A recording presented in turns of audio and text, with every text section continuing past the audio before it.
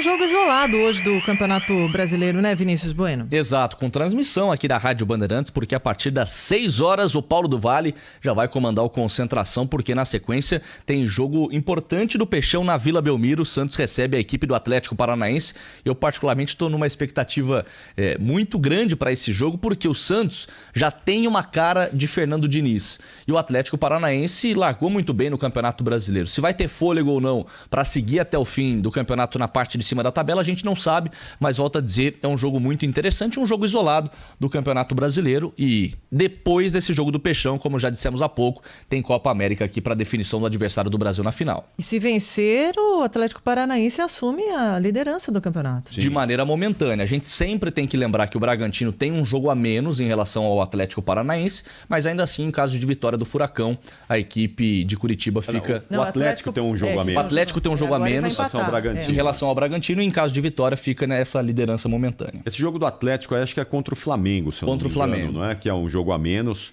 Foi um jogo que acabou adiado a pedido do time carioca. Exatamente. Por conta de convocações da seleção. Isso. Então, enquanto não tiver Atlético e Flamengo, o Atlético sempre vai ficar com um jogo a menos em relação aos demais, especialmente Palmeiras e Bragantino, que brigam agora pela liderança com o time paranaense.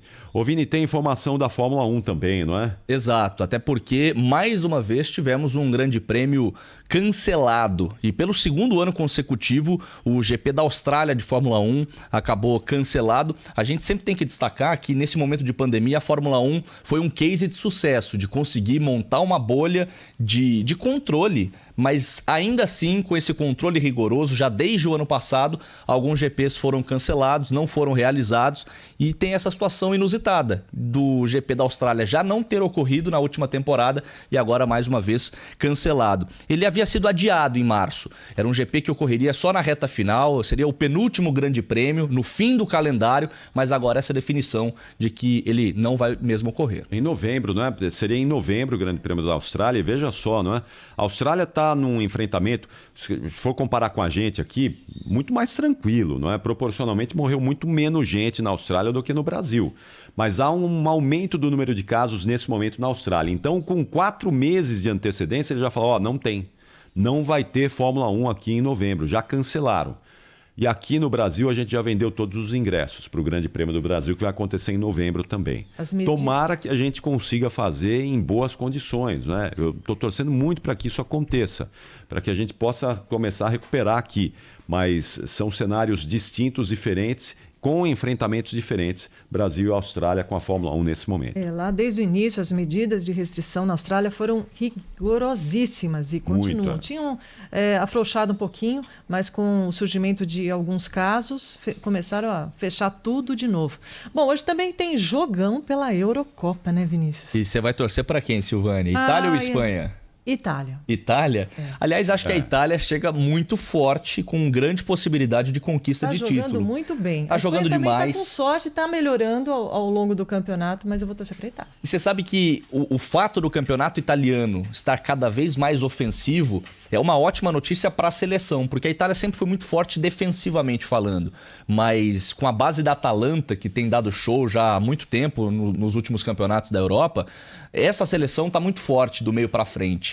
Então eu estou na expectativa de que a Itália possa sim vencer hoje a Espanha, chegar a essa final, às 4 horas a bola vai rolar para esse jogo entre Itália e Espanha, duelo de semifinal, e amanhã a outra perna dessa chave entre Inglaterra e Dinamarca. Itália que tem jovens jogadores do meio de campo para frente, mas lá na zaga, tirando o Donnarumma, né, que é um jovem, mas a gente já conhece há tanto tempo, porque ele com 16 anos assumiu o Milan, né?